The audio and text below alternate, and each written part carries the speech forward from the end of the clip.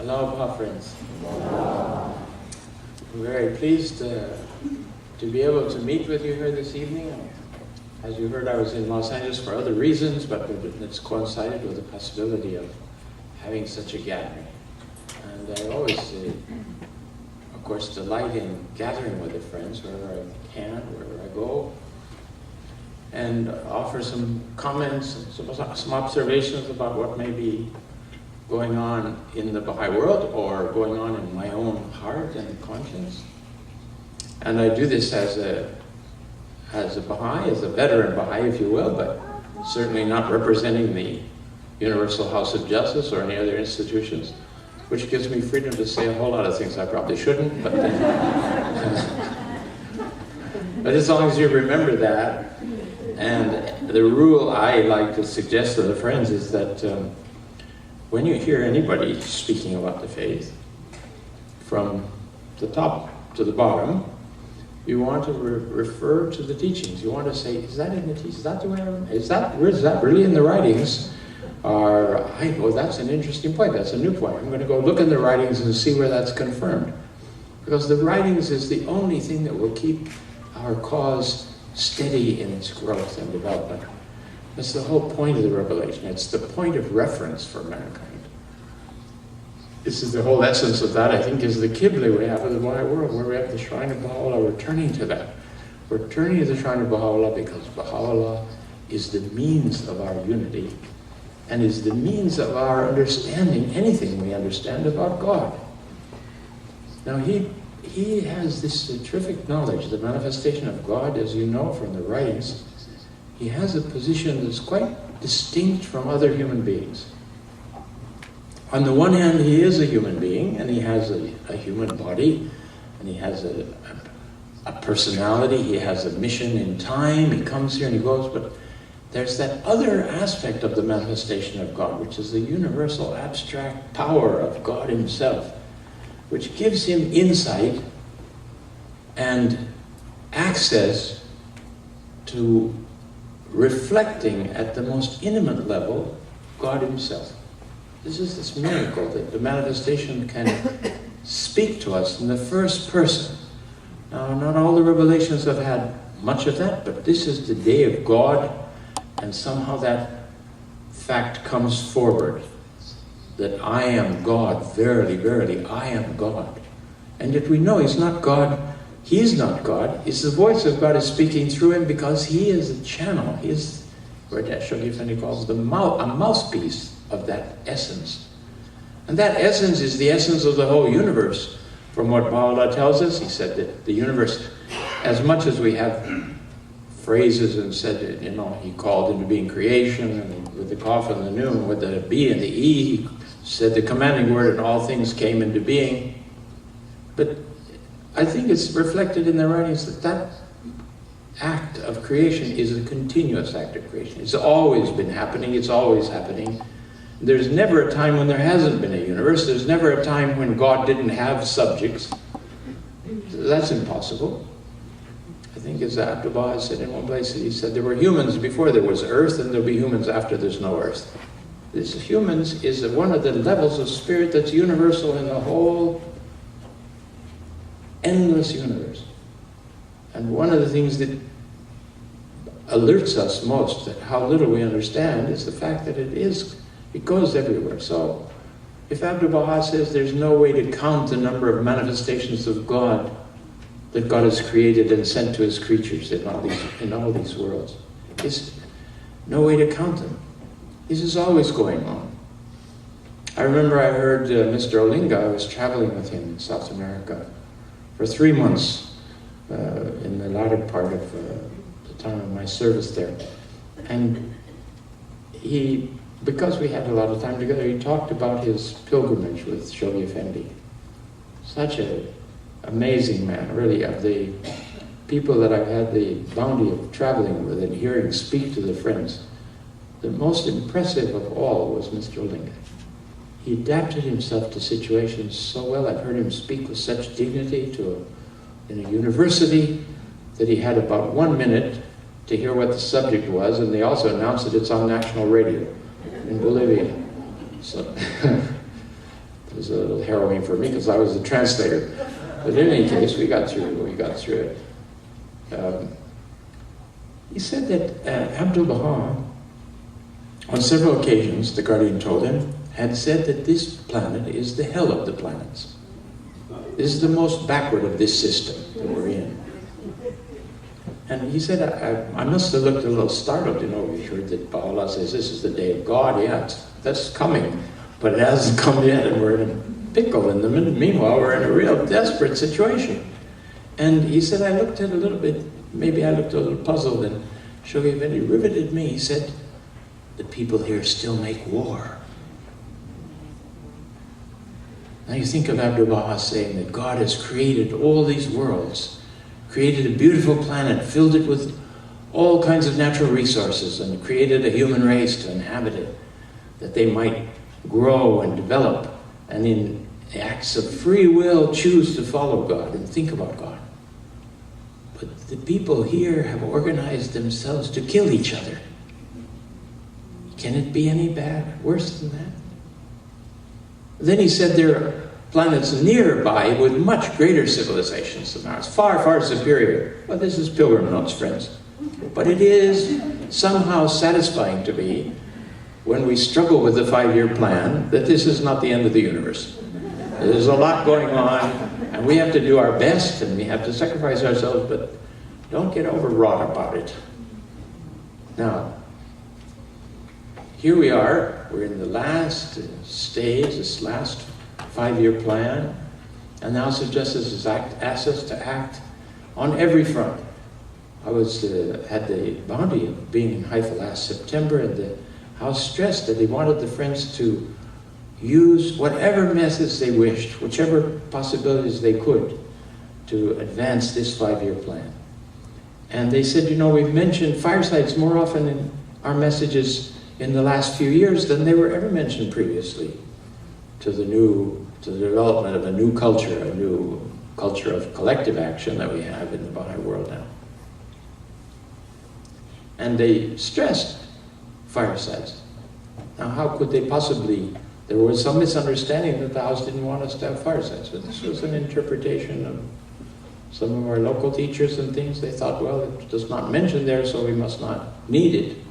But Shoghi Effendi said, it's the best method of teaching. How are we going to have anybody in the institute process if we don't have firesides? We have to bring people to the cause. And then they get into the institute process and become grounded and learn different patterns of service and actions of the collective nature that we're doing now. So that's wonderful. But Shoghi Effendi has said that it was his hope that we would emulate the teachings from the Bab and Baha'u'llah himself, that we would entertain, we would bring people to our home at least once every 19 days and tell them about the faith. And this is the nature of the fireside. It doesn't have to be a big advertised meeting with a speaker. It can be you and your home speaking over tea or coffee or cold drink these days and telling somebody about Baha'u'llah. Now, as I read the text and the gleanings, proclamation of the faith, the teaching of the faith is originally, it's proclaiming the existence of the faith. Princess Baha'u'llah says it's incumbent upon every believer to proclaim the cause of God continually. And then he says, if someone shows interest, teach them. This is very interesting, huh? Our responsibility is to inform people that, a messenger of God, a soul has appeared who says he's the messenger of God and has given a message to solve all these problems we have. And I personally find it perfectly adequate to solving them, but people have to hear about it. Now maybe the person you say that to says to you, oh, I'm so glad you found something you like. And that's the end of it.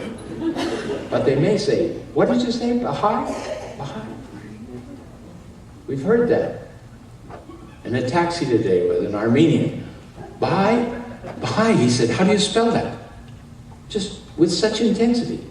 The word goes and it has the power. This is the aspect, it's a part of the greatest name. I've seen a letter of Shoghi Effendi recently, we were looking, and he says that just the mere mention of Baha'i and Baha'u'llah to people, it goes into their subconscious. It cannot come out again. It will move and grow there and may change their behavior before they ever understand what the Baha'i faith is. It's a magic kind of a thing. So this is why Baha'u'llah is saying, do it, proclaim it, mention it. Maybe you find different ways with different people. You don't want to be pushy. We're not proselytizing, but at the same time, we cannot leave off this duty, or the cause won't grow, won't develop. We'll be retarded. Or Baha'u'llah will raise up pebbles, although I sometimes think we're the pebbles. And he says he's going to raise up. Now, how do we do this? So, in a conversation, we just... Actually, Abdul Baha, early on, here in Los Angeles, the old teachers, they used to say, Abdul Baha had said, if you're going to meet a person one time, deliver the message. Okay? They may come after you in the next world and say, I was with you on the bus and you never told me about it. The waiting souls they really get upset. Why are you keeping this to yourselves? You know, this is so important. But if you're going to meet people more often, or you're going to see them again, live the life. Show an act of kindness or love to them that leads to inviting them for a tea or a coffee or whatever it is, you know. So there's different ways of approaching it. And what we're doing is simply laying the fact of the existence of the faith open. We're not pushing it down somebody's throat. We're not proselytizing. That's not the same as teaching. People say, we don't proselytize. I hope we don't.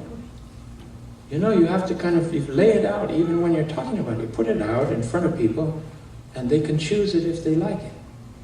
And you kind of make it that way. Be presented with that kind of a light touch that it has grave importance, but the act of a person using his free will to choose it is the very essence of the cause of God. We've been made with this free will, and every day we have multiple choices. Do we lie about this? Do we cheat this fellow? Are we rude? Do we get angry at somebody? We're constantly having to choose between the Baha'i standard and the standard of the world, and the one that's motivated by self-love. And we have these two natures, we're told over and over in the teachings, that our reality is really our thinking. And our thinking has these two things that God has given us. He's given us our individual self-love, an animal nature that has all these lower qualities in it. You didn't ask for them, but you've got them. And then he's telling us that you need the revelation, the teachings of God to speak to you, to awaken a hidden nature, a latent reality in yourself that is the reflection of God, that is the image of God's names. And that becomes animated in us as we approach the words of God, as we read in the teachings, as we think about the teachings. So we don't want to, have them say, I'd like to be a Baha'i because I know it'll make you happy. It doesn't make me happy. We fill the faith up with lukewarm souls. It makes a problem for us. We want vitality in the faith. The community goes to sleep otherwise. So we want to be sure that the teaching work is done in a thorough way. And the other reality that I think, in a sense, I wanted to mention tonight, if I could, is we have two levels of covenant. We have a covenant that we've taken with Baha'u'llah. And we have a covenant that Abdul Baha has given us that gives us the guardianship and the universal house of justice. He calls it the lesser covenant. Shoghi calls it the lesser covenant. The greater covenant is the reaction of our soul to hearing that Baha'u'llah is the messenger of God and his message is what we need to follow in this day. It's that individual response which then becomes linked to a collective response, which is following the pattern of the plans that are given to us by the World Center, by the Guardian, by the House of Justice, and so on. But if we're not strong in the original one, our service in the collective plan doesn't go very far. Or if we say to ourselves, well, I'm a Baha'i, and the House of Justice is really, they're from God, so they can They plan cycles of growth. I'll leave it to that. That'll fix everything, you know. If we're not engaged as we're called upon by Baha'u'llah 24 hours, and it's 24/7 as they say here in the States now here, 24/7, we're thinking about teaching, we're praying and remembering different souls we meet, and how are we going to convey more of the teachings to them, the progressive steps, so that we're not pushy, but we're very intent on what we're doing.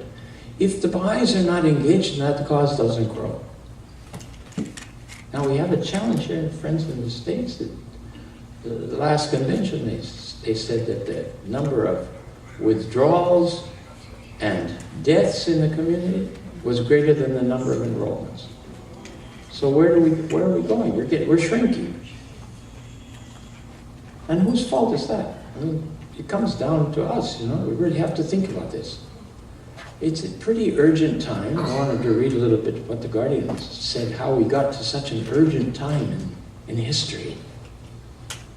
I remember in the last year, the Guardian was alive, someone had asked him about didn't he think maybe he was pressuring the Friends too much? He was totally astonished. He answered back, he said, the Friends wonder if there's too much pressure on them. He said it's not the Guardian pressuring them, it's the pressure of historical circumstances. The cause of God, the message of Baha'u'llah for the reformation, healing, and well-being of mankind is here, and it has to be delivered to the people so that it becomes the cause of the leaven to change the situation in the world. But if the Baha'is are weak in this covenant with Baha'u'llah, it doesn't matter what kind of collective plan. Shoghi Effendi says, no matter how fancy a plan and how prolonged it is or how many details it has in it, it's not going anywhere if there's not that dynamic of our own individual relationship with Baha'u'llah. How do we strengthen that? Have we conceived sufficiently the connection that we have with Baha'u'llah to motivate us to make the kind of sacrifices we need to do the teaching work? Now, there isn't anywhere in the footnotes that says, you know, every soul, every Baha'i has responsibility. To Baha'u'llah says everyone who's a follower has to proclaim, has to teach the cause. He's forbidden clergy. Suddenly we've all become in the role of pastoral servants, so to speak, helping people understand the truth. And that's a great privilege, you know. Remember, they persecuted the Bab right off because he started speaking about religious matters. He was a merchant. Oh no, as a merchant you cannot possibly speak on religious matters. Never mind what he was saying, just the idea that he would dare pronounce on a religious subject was impossible. That was the whole character of Islam at that time. But now, the situation has changed. We have the revelation telling us that you're the ones, you're the responsible ones. We are the responsible ones. What are we going to do about it? Are we doing enough? Did we help to attract one soul to the cause last year, which is the standard the Master gave us? He said, let the Baha'is dwell, think about their friends, their neighbors, and so on, and concentrate their kindness and efforts on at least one soul a year. One soul a year, if we all managed it, doubles the number of Baha'is. Now, how do we, again, I was saying, the footnotes don't say you're responsible to teach if you're well-to-do, let the if you're Baha'is good-looking, dwell, think about their friends. That all those things help, you know, because it's difficult to teach, so if you have a fancy car, that'll help too. No. He doesn't have any of those notes. He says everybody. And of course we know Baha'is are of all levels and castes and backgrounds in the whole world. So one of the wonders of the faith is that Baha'u'llah has raised up a nucleus of the oneness of mankind already in the world, which is the Baha'i international community. Now I think that we have to review, if you will, we have to go back and review in our mind our original connection with Baha'u'llah. Are we Baha'izadehs? Are we the children of Baha'is and we never really thought it through? That's a difficult case. I found that the youth in coming to Haifa would have to go through this crisis of, my God, this is my faith, not my parents' faith. It is my parents' faith, but it's first and foremost, it's my faith. Am I a Baha'i or not a Baha'i? What am I going to do about it? And we have to check ourselves against, as Abdu'l-Baha says, the hidden words. That's the standard of Baha'i behavior, Baha'i outlook, Baha'i understanding.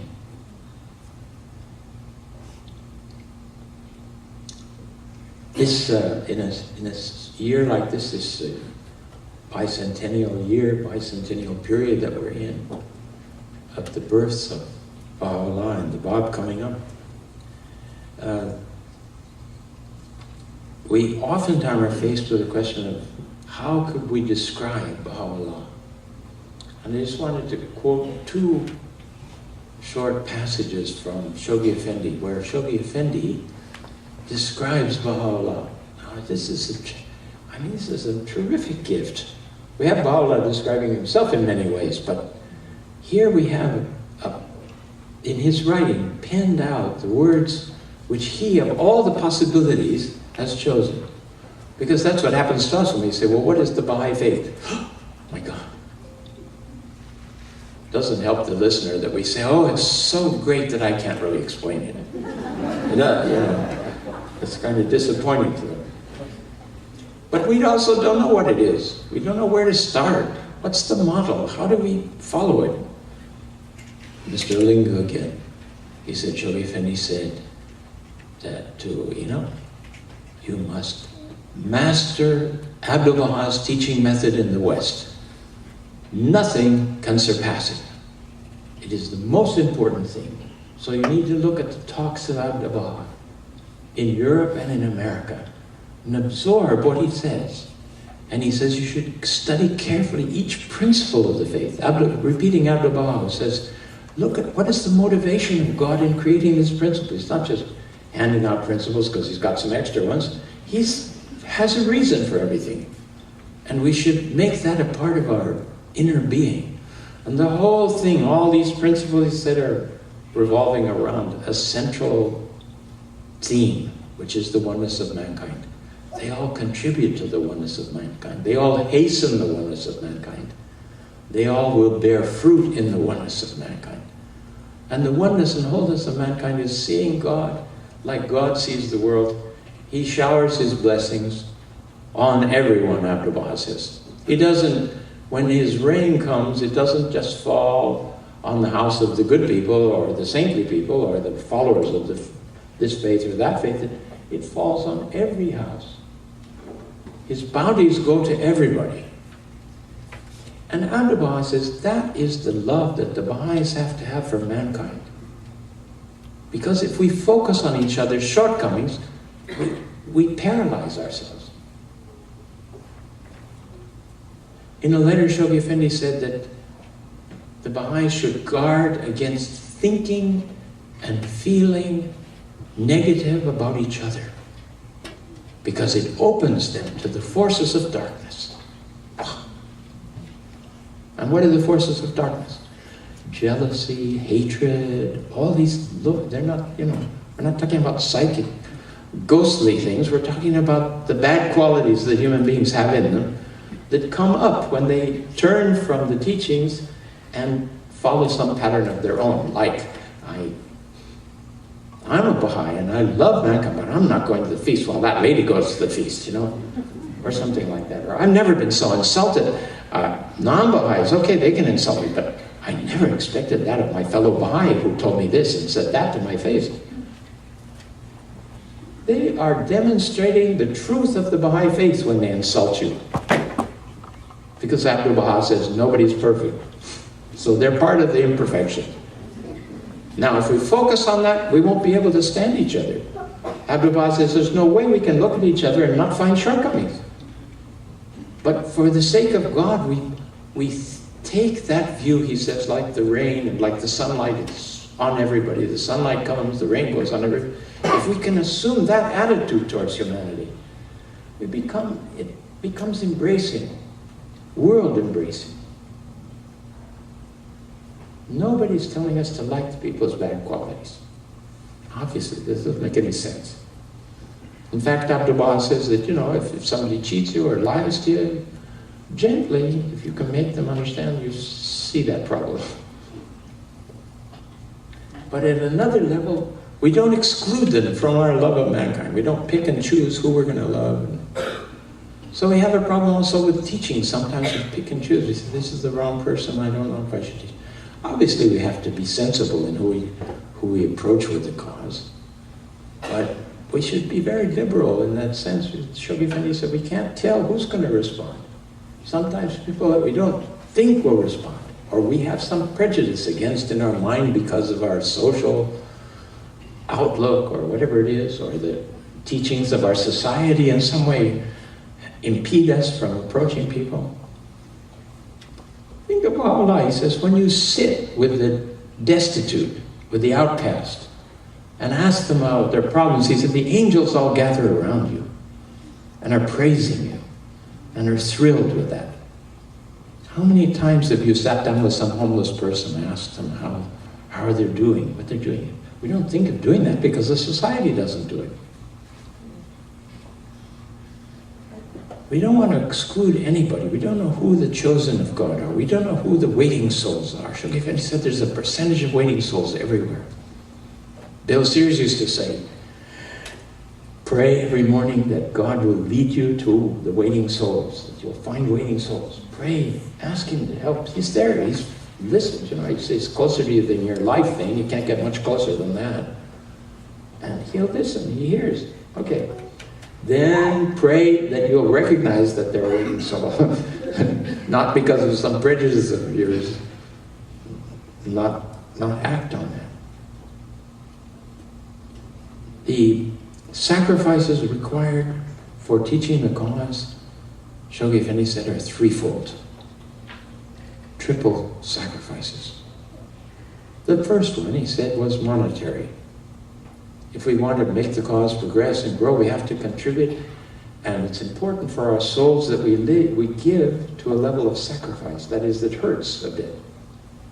So obviously those that are wealthy have to give a whole lot more to get to the hurt stage, even though they might contribute a large amount of money, and that's more than anybody in the community or the whole community could contribute, they still have to take it to the level of sacrifice. Now nobody can tell us or tell them or tell us what that is. The person, each of us has to assess that themselves. But this is one element. And that attracts blessings and confirmations to the community and to ourselves. Then he said the second sacrifice, time. So you realize you have to sacrifice time for the cause. You probably realized that during the consultation in the 19-day feast. Sacrificing time. I could be doing something else useful. These people are saying ridiculous things to each other. My wife and I have been greatly tested by 19-day feasts, because in Haifa you don't have 19-day feasts, and we were there 37 years. What a blessing, thank you, God. But this is one of the foundation institutions of the faith. We have to support it. And we have to sacrifice our time to do that. We could find better things to do. We could think we could find better things to do. There's some mysterious thing in the renewal of our unity together, repeating the verses of God. That's the heart of the feast, of course. And then it leads us to consultation. Gradually we're learning those things. How about the time that I need to be taking a ballet class, or I need to be, it's my holiday. I'm going to use my holiday. I mean, I've waited all year for my holiday, and I've chosen where I want to go, and this is so important to me. Where are we going to rob time to serve the faith? And realize that that's part of the sacrifice that he's asking us. The third stage of the sacrifice is even more difficult because it centers right on us. He said it's the sacrifice of person. It's the sacrifice of your image of yourself and what you plan to do in life and in this world and who you are and how I'm going to get 2 doctorates or whatever it is you want to do. and how you have to balance that with the needs and urgency of the cause. How do we do that? Finance, time, and person. If we start to at least be aware of those three, we're going to find that we have more force to teach the faith. Then the other thing that Baha'u'llah says is, when you want to teach the cause of God, when you arise, when you become a Baha'i, teach yourself before all things. If you don't teach yourself the cause first, he says your words will not take effect in the hearts of the listeners. If you want your words to affect. Now, how many of us are, I hear myself saying it too. Oh, it's not so hard to find somebody who's interested. I tell them about it, but they're not very interested. Mostly that's a problem of us not being very interested. This is harsh to say that. I don't want to judge it, but we have to judge ourselves. Are we enthusiastically? Are we in love with the cause? Are we burning with Baha'u'llah's presence in our hearts? That we want to share it? Or are we cooled off and then we don't find anybody's interested? I tried to teach, but it doesn't work. Nobody in my neighborhood's interested. Okay. Back to basics, back to filling ourselves with a new vision of the cause, drawing nigh unto Baha'u'llah that he can draw nigh unto us. Love me that I may love thee. If we don't push ourselves towards him, if we don't urge ourselves towards him by free will, we don't get that confirmation. And then we're not able. And if we do draw close to that, the angels are happy, Baha'u'llah is happy, all kinds of confirmations come. You remember that wonderful phrase says that when you recite the verses of God in the privacy of your chamber, angels take the influence of that and disperse it, carry it out.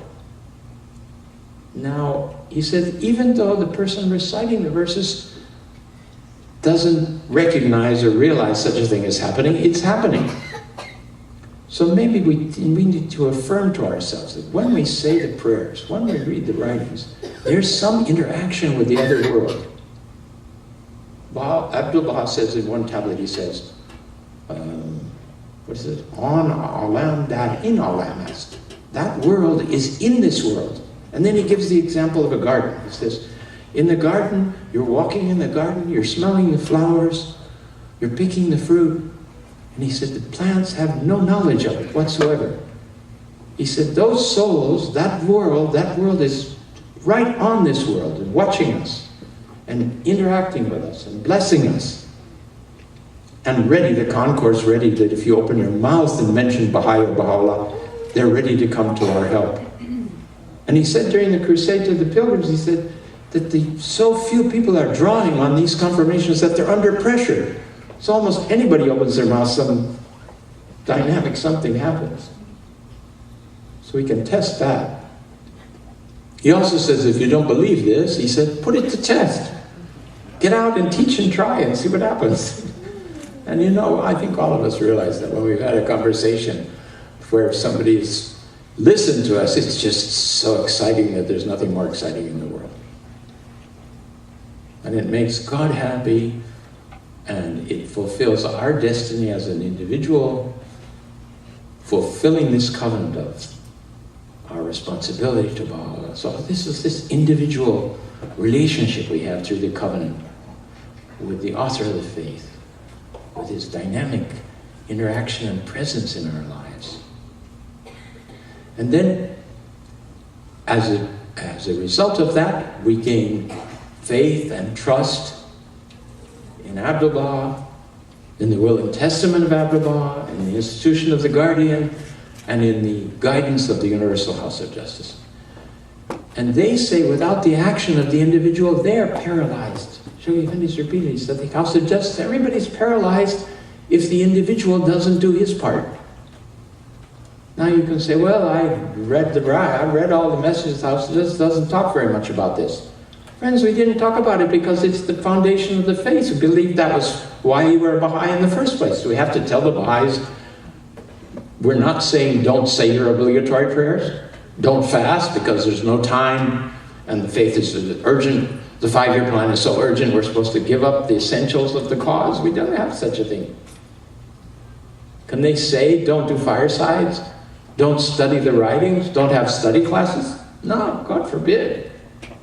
It was never intended. Those things, to some degree, those things have gone out in the community and paralyzed people. I mean, we have to get over that. If it's affected us, let's get over it. Now, I haven't gotten back to the pen portrait of Baha'u'llah, but I wanted to share with you. Look, listen how Shoghi Effendi describes, just in a few lines, Baha'u'llah. Now, this is one of these is in the opening paragraphs of the dispensation of Baha'u'llah in the World Order Letters, and the other is in the introduction, the foreword to God Passes By, written by Shoghi Effendi. So you can find these if you want to look for them. He refers to the august figure of Baha'u'llah, preeminent in holiness, awesome in the majesty of his strength and power, unapproachable in the transcendent brightness of his glory. I used to like to repeat these before going to the shrine of Baha'u'llah, and I was thinking, where am I? Where am I going here?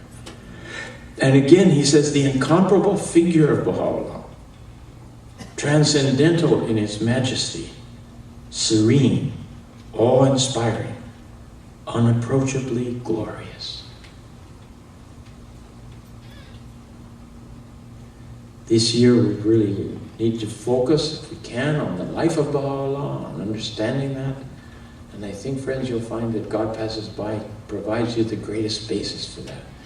If you haven't read the chapters on Baha'u'llah and God Passes By for some time, or if you've never read them, take them up and maybe read them with someone else who's been around a long time and has studied and thought about it, and ask them to help you read it. And then you absorb the rhythm that how the Guardian has parsed everything out and shows this surge of crisis and then victory. Crisis and victory, says the whole pattern of the unfoldment of the heroic age of the faith and the formative age of the faith. It's like that.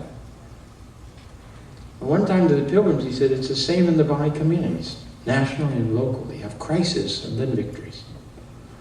And I think, friends, it's easy enough for us to see in our own lives that we also have a pattern of crisis and victories. We think everything gets so black and so difficult that we don't seem to understand anything. But we pray and we wait and we trust, and then something happens and we realize there was some wisdom to what we're being put through. And trials and difficulties come to us in order to detach us and make us draw closer to the life of Baha'u'llah, to the power of Baha'u'llah. And so far from complaining about the difficulties that we have, we somehow have to learn to embrace them. This is what the Master repeats this in so many different ways in different tablets. You're familiar with the teachings, you know this, and even in the prayers. Before going off this theme, I wanted to quote something to you. It's a message of Shoghi Effendi that he sent to the convention in the United States way back in 1934. He had spent some months compiling prayers and meditations by Baha'u'llah, ordering them and translating them into English. Now, Shoghi Effendi was very economical in the way he used his time. There are two examples of, he gave us certain basic books, which I think are the fuel and power for the Baha'i community, for this first of the dispensations of this Baha'i cycle. We'll get to a place where more of us will know Arabic and English and Persian, and we'll be able to read some of the original writings and things. But these translations of Shoghi Effendi are different from any other translations that we have, in the sense that he was, as the sign of God on earth, he was guaranteed the right meaning of the writings. And as he himself has said, Abdu'l-Baha has said this too, they know, Abdu'l-Baha and then Shoghi Effendi after him, knew the mind of Baha'u'llah. They read the verses, they may translate it a completely different way than what it looks like in the original, but they know what the intention of Baha'u'llah was, so they put that. So this is a level of gift, divine gift to us in English that's really extraordinary. and we need to take advantage of it. And he addressed the, having sent this volume, which was just about to be published, this is in cable form. He said, summoning their aid, the vitalizing influence of prayers and meditations, which their author of their faith himself reveals, let them draw nigh unto Baha'u'llah, that he may draw nigh unto them. Very interesting principle. We're back like this again. Love me that I may love thee, that we mentioned earlier. He's telling us to summon the aid of the vitalizing influence of prayers and meditations. I don't want to ask, but you think in yourself, raise your hand if you have prayers and meditations and use it all the time. No, you don't have to do it. I don't want to see the result of that. But most of the friends don't know about this book. Too many of the friends I find don't know about prayers and meditations by Baha'u'llah. They say, well, I have my prayer book, and yes, of course we do. But Shoghi Effendi has given this volume to the Baha'is in a very early stage and said, study it. And the other thing, we start reading the book, and we read a book that says, oh, praise be unto thee, O my God, thou seest me shut up in my prison house. Oh, that's not for me. And we skip to another one.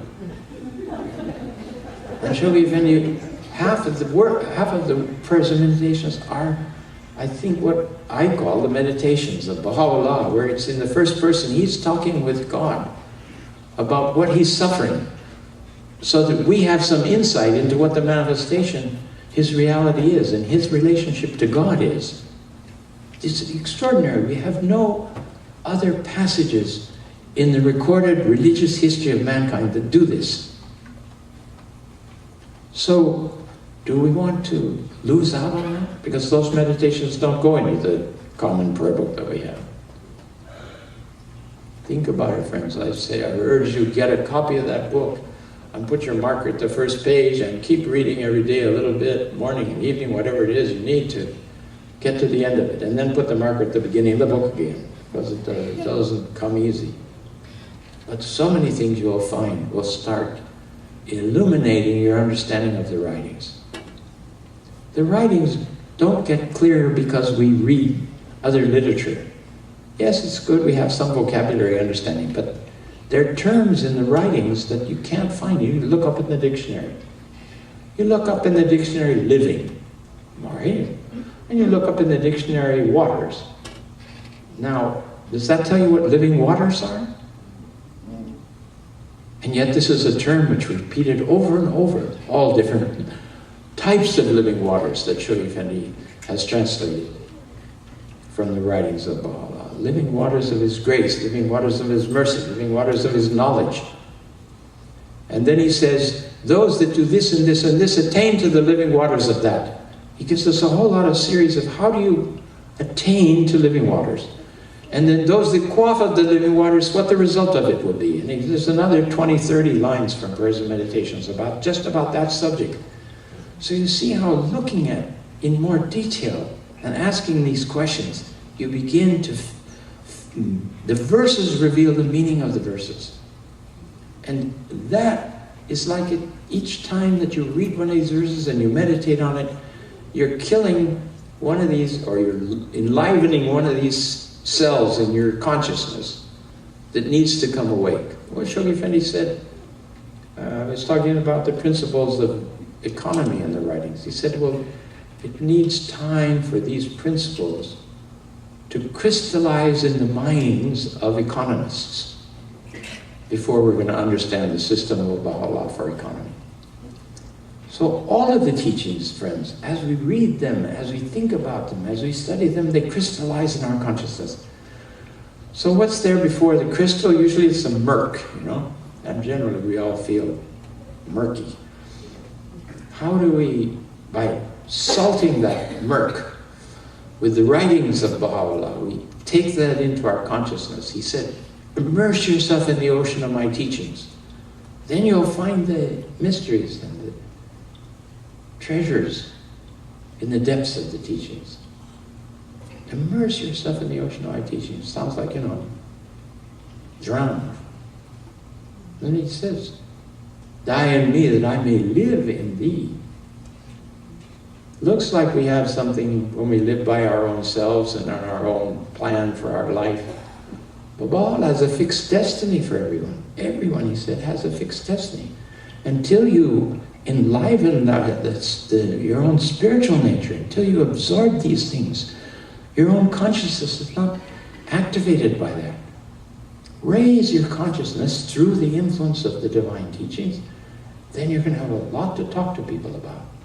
And you will be able to heal and console people that they will ask you, where did that come from? Or where did these ideas? Or why do you always smile? I'm sure there's people in this room that have had people say to them, how is it that you manage to stay so calm in the middle of all the confusion in the workplace or in school or wherever it is? The Baha'is exude something. People are watching us all the time to see how we are reacting, what we are doing. We need to constantly enliven that. Be conscious of it.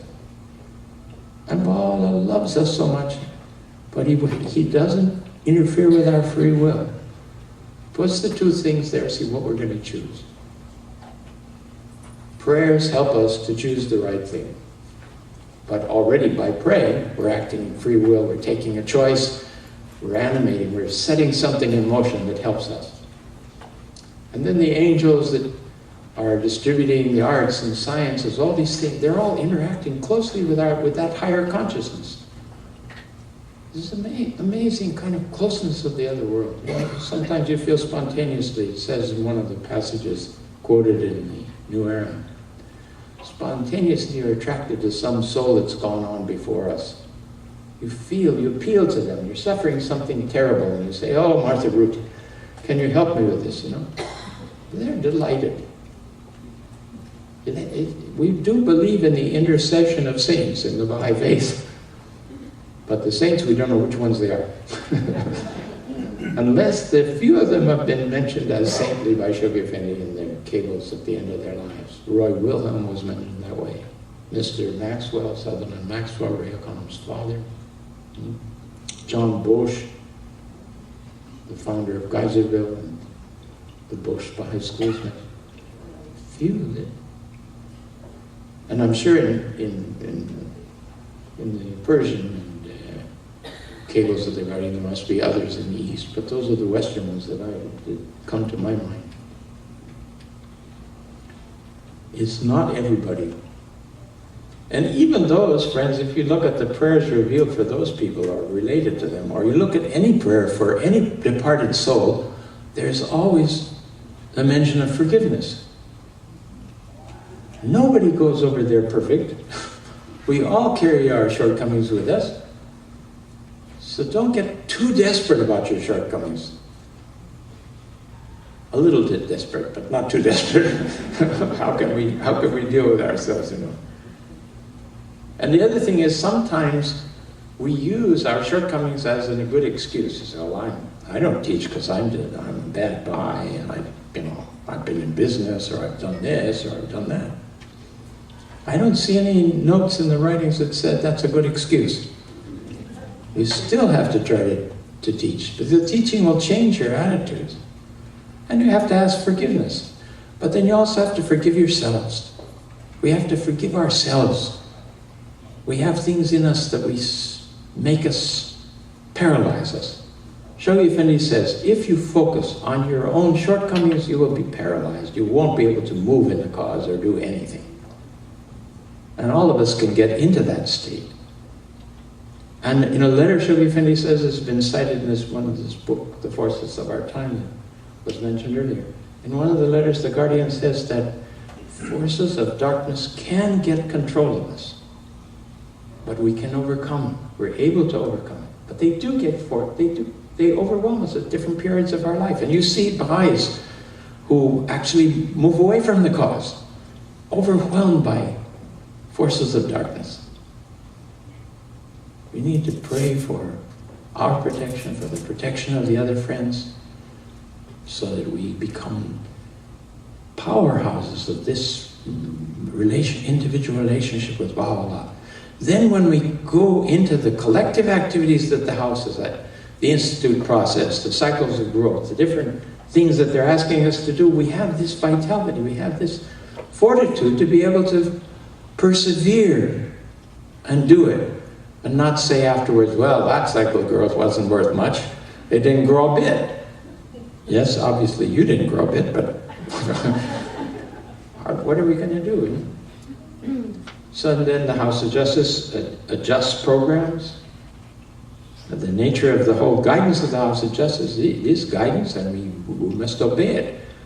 But they themselves in their constitutions say that their actions, they can change them, they can rescind them, they can take new actions.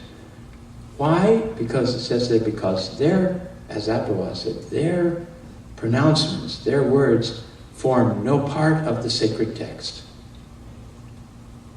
That tells us that to just live on messages of the House of Justice is not feeding us enough. It's guiding us, yes, it's important guidance, so we have to have it. But it's the Word of God that gives us this vitality to be able to obey and have the alacrity, the readiness to do what the House of Justice wants us to do. I'm sorry, I have overstepped myself tonight and given you all kinds of good advice that I don't follow myself. So you pray for me that I can become an example of all these things I'm talking about. That's just part of the game, so to speak. But I wanted to go back to one thing. We lived through a very kind of stimulating year of activities in the outside world. Some of those things shake Baha'is. They think that if they get into politics, they can fix politics in some way, if they're on the right side of the right party or the right thing. And I know, well, we're not supposed to be in politics, but we have to serve mankind, we have to help. There's a letter to the guides at the house of worship. Shoghi Effendi said that the guides must learn to never mention political figures. And if they're people prompt and ask them questions, we say, and this is the position of our faith, there's no solution for these things at the national level. That it's all in the character of the international actions that have to be taken, and that's what Baha'is concentrate on. Otherwise, their energies would all be lost. It will come to naught. In fact, Shoghi Effendi says, political forces will grab you and pull you away from the cause. So it's not telling us not to involve ourselves in politics because making life difficult for us. It's the only safe way to go forward. And this is serious. You know, we're always tempted. And even in our individual conversations, we're a little bit cautious about not saying, well, this president is that, or that individual in the government is this or that.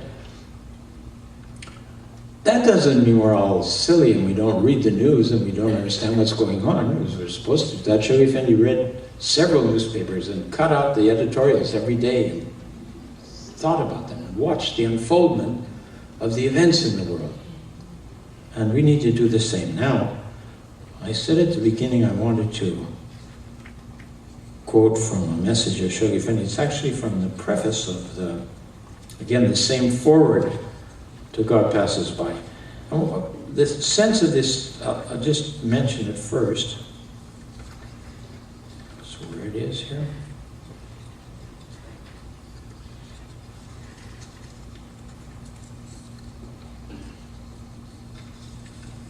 Sorry. The sense of this is that what's happening in the world right now is not just the corruption of the people, it's a result of the revelation having appeared. If Baha'u'llah hadn't come, we wouldn't have all these difficulties. We just gently become more and more corrupt and kill more and more people and so on. How does that sound? Sounds very strange, doesn't it?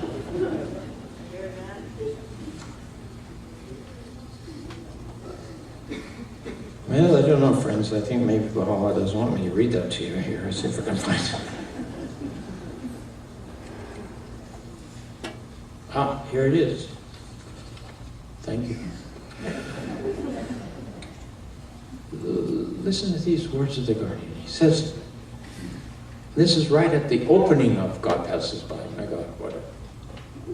This is the only book that the Guardian wrote. He translated Nabiel's narrative, he edited it. He wrote all kinds of messages which became books, but as far as a book is concerned, God Passes By is the single book that he read, studied for 2 years, and then he composed it and launched it for the centenary of the Declaration of the Bab. To what else can the observant eye or the unprejudiced mind, acquainted with the signs and portents heralding the birth and accompanying the rise of the faith of Baha'u'llah, ascribe this dire, this planetary upheaval with its attendant destruction, misery, and fear, if not to the emergence of his embryonic world order? Mysterious, friends. All these problems that are in the world is because the world order of Baha'u'llah, embryonic world order, which is our administrative order, the appearance gradually of Baha'is who've crystallized the faith in their minds sufficiently that they become part of institutions.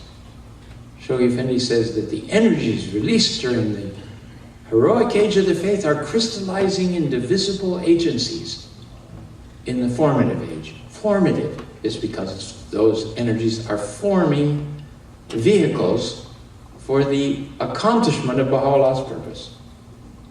As much as we don't feel sometimes like we're the instruments of that accomplishment, we need to at least understand this in our mind and aim towards it. So, if it's not to the emergence of his embryonic world order, which as he himself has unequivocally proclaimed, has deranged the equilibrium of the world and revolutionized mankind's ordered life. And again he says, to what agency if not to the irresistible diffusion of that world-shaking, world-energizing, world-redeeming spirit which the Bab has affirmed is vibrating in the innermost realities of all created things, can the origins of this portentous crisis, incomprehensible to man, and admittedly unprecedented in the annals of the human race, be attributed? What has caused all this trouble and difficulties? This new world order that's emerging. But that's come into being to solve the problems. It makes them more acute and ends in this chaos that we're seeing now. Again, he continues in the same form. In the convulsions of contemporary society, in the frenzied worldwide ebullitions of men's thoughts, in the fierce antagonisms inflaming races, creeds, and classes, in the shipwreck of nations, in the downfall of kings, in the dismemberment of empires, in the extinction of dynasties, in the collapse of ecclesiastical hierarchies, in the deterioration of time-honored institutions, in the dissolution of ties, secular as well as religious, that had for so long held together the members of the human race, all manifesting themselves with ever-increasing gravity since the outbreak of the First World War that immediately preceded the opening years of the formative age of the faith of Baha'u'llah.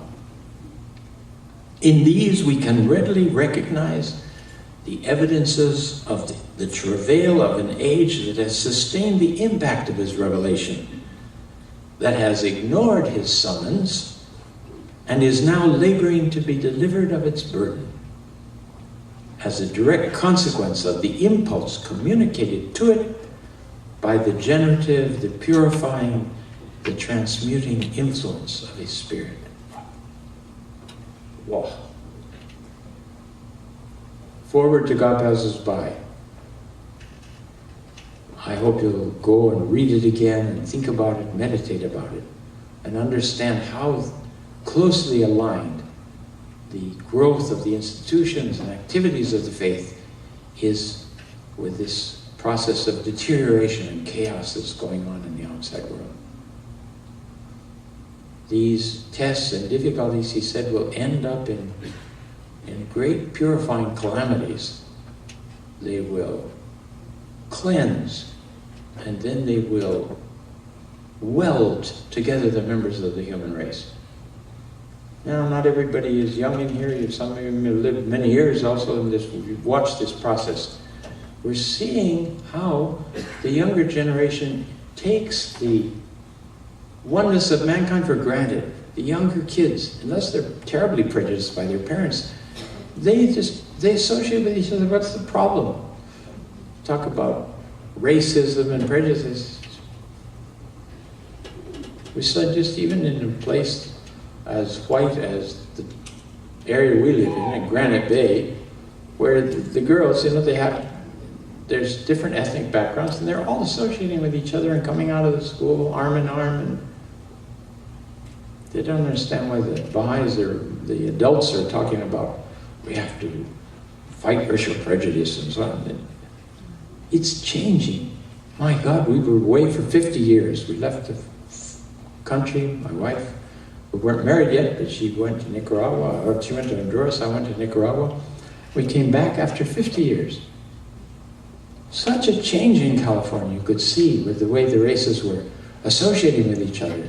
You never saw an interracial couple in Los Angeles.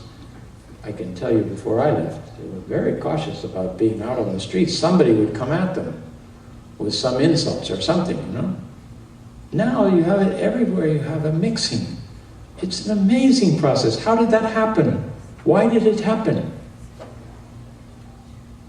So you have these forces of the principles of the faith that are beginning to leaven people's minds. You have other things that are tearing them down and confusing them about. They don't even know what gender they are now. There's all kinds of things that it's going to take time to heal them. But if we don't begin moving, we're going to delay the process, as far as I can understand. Or he'll raise up somebody else to do it. And we'll lose that glorious opportunity. And this opportunity is a place in eternity that we've been chosen. Imagine if we were born 225 years before this bicentenary, 250 years. We would know nothing about it. We would have no part in it. How is it? Abdu'l-Baha says that we've recognized the faith of God in this day. He says we should prostrate ourselves 1,000 times a day. It wouldn't be sufficient to thank Baha'u'llah that we've been able to recognize this. There's something very large here that we don't always perceive, that we need to start thinking about, rehearsing. You've been very patient, friends. Thank you very much. It's lovely to see you tonight, and I hope that you will immerse yourself in these teachings even more than you have in the past, and gain new energies from your individual relationship with Baha'u'llah and bring it to the collective expression that we have in our community activities.